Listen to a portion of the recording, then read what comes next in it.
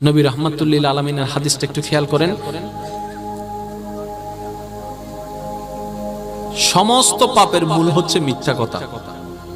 জানেন তো সমস্ত কাজ পাপের মূল হচ্ছে কি? এখন মিথ্যা কথা বলতে গেলে তো জবান খুলতে হয়। আপনি যদি জবানটাকে বন্ধ করে রাখেন, মিথ্যা কথা বলারও কোনো দরকার। আল্লাহ আমাদের সবাইকে বুঝার তৌফিক দান করুন। আর একটু জোরে বলেন। একটু ঠান্ডা মাথায় খেয়াল করে দেখেন, কেউ সুখে নেই, যার যার জায়গায় সবাই দুঃখে কষ্টে আছে। যে চাকরি পায় নাই তার মনের চাওয়া কখন আমি চাকরি পাবো, আর যে চাকরি পেয়েছে সে বলছে যে এই জীবন আর ভাল লাগে না। যে বিদেশ যেতে পারে না সে চিন্তা করছে কখন বিদেশ যাব, আর যে বিদেশ গিয়েছে বলে যে জীবনের সবচেয়ে বড় ভুল করলাম যে বিদেশ এসে দেশ ছেড়ে। যে বিবাহ করে নাই সে স্বপ্ন দেখছে কখন বিয়ে করব, আর যে বিয়ে করছে সে মনে মনে ভাবছে কেন যে বিয়েটা করলাম। কথা বলেন ঠিক না?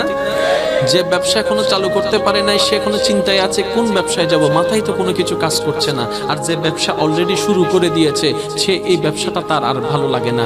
যে যেটা পাই নাই সে সেটা চাইতে থাকে, আর যেটা যে পেয়েছে সে তার কাছে এটার কোনো দাম নেই।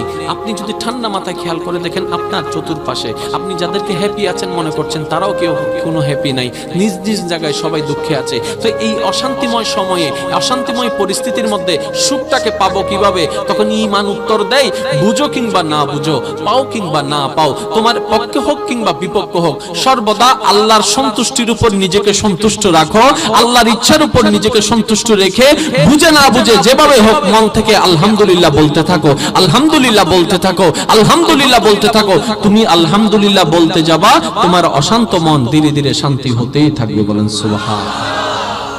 তাহলে আপনার এই জীবনের অশান্তি কমে যাবে। 2 টাকা পাইলেও যদি আপনি আলহামদুলিল্লাহ বলেন, 10,000 টাকা পেয়ে হাই হুতাশ করা মানুষের চাইতে আপনার মনটা কিছুক্ষণের জন্য শান্তি হয়ে যাবে, কারণ আপনি আলহামদুলিল্লাহ বলেছেন।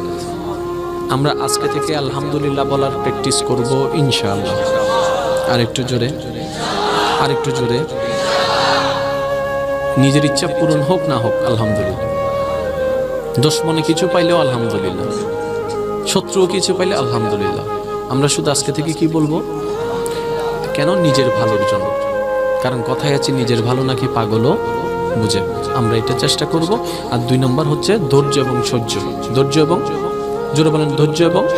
আর ধৈর্য এবং সহ্যকে কন্ট্রোল করতে, নিজের কাছে আয়ত্ত করতে সবচেয়ে বড় মাধ্যম হচ্ছে জিহ্বাকে কন্ট্রোল করতে হবে। এছাড়া আর দ্বিতীয় কোনো উপায়, যত কম কথা বলতে পারবেন আপনি। আমি আপনাকে একটা অনুরোধ করছি, নিজেকে 1 সপ্তাহের জন্য একটা পরীক্ষা নেন। শুধু 1 সপ্তাহ আপনি কথা কম বলবেন। 1 সপ্তাহ মন চাইবে বলতে 10 কথায় আপনি 1 কথা বলবেন। 1 সপ্তাহ নিজেকে পরীক্ষা করে দেখেন, দেখবেন আপনার 1 সপ্তাহ পরে নিজের মনে হবে যে না, এই একটা সপ্তাহ আমি অন্তত অনেক শান্তিতে ছিলাম। একটু খেয়াল করে দেখেন না রব্বে কারীমের সেটিংটা। বলার জন্য কি দরকার? জিহ্বা দরকার, জবান দরকার। শোনার জন্য কান দরকার। এবার দেখেন আল্লাহ পাক আপনাকে শোনার জন্য কানটা দিলেন কয়টা? 2টা। বলার জন্য জবান দিলেন কয়টা? 1টা। তার মানে আল্লাহ পাকে আপনাকে জানাই দিতে চাচ্ছে, বান্দারে বলিও কম শুনিও বেশি। কারণ শোনার কারণে প্রবলেম হয় না, বলার কারণে প্রবলেম হয়। ঠিক না ভাই? ঠিক। আল্লাহ পাক আমাদের সবাইকে বুঝার তৌফিক দান করুক, আমিন। সর্বাবস্থায় ধৈর্যের সাথে চলার থাকার তৌফিক দান করুক, আমিন। যারা যেখানে আছেন, যে অবস্থায় আছেন, মিলমিশ করে থাকবেন। বিশেষ করে ভাই ভাই ভাই বোনের মধ্যে মিলমিশ করে রাখবেন। এই জবানটাকে বন্ধ রাখবেন। কোনো ভুল বুঝাবুঝি থাকলে ছোট বড় মিলে যান, আপনারা মিলে যান। হিংসা অহংকার রাগ লেখে কোনো লাভ এই পর্যন্ত কারো হয় নাই, ভবিষ্যতে কখনো হবে। জোরে বলেন না হবে। মিলে যান। আপনাকে মিলতে দিচ্ছে না কিন্তু শয়তান। একটা জিনিস খেয়াল করেছেন, যখন রেগে যান তখন অনেক কথা বলতে ইচ্ছে করে।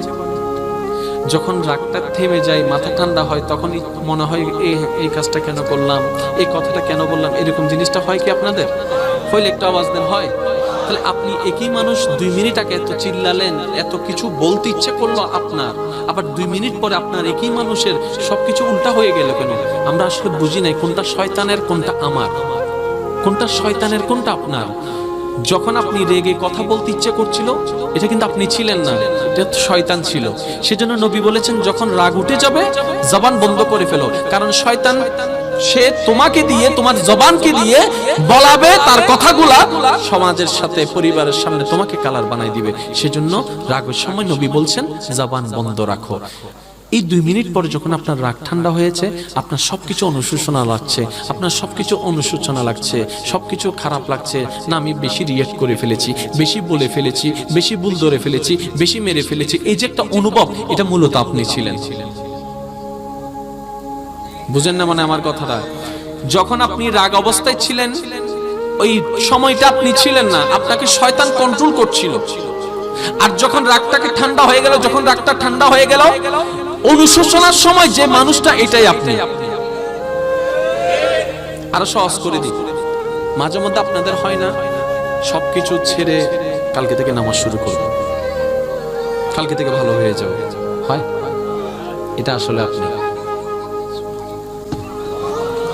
সুবহানাল্লাহ বলেন। এখন কি রাত না দিন? তো রাত হলে রাত, দিন হলে দিন, ঠিক না? খারাপ হইলে খারাপ, ভালো হইলে। তো যে মানুষটা কোনো সময় নামাজ পড়ে না, তার কেন হঠাৎ করে ইচ্ছা করবে আমি আজকে থেকে নামাজ পড়া শুরু করব, কালকে সকাল থেকে নামাজ পড়া শুরু করব? এটা মূলত আপনার মনের কথা ছিল।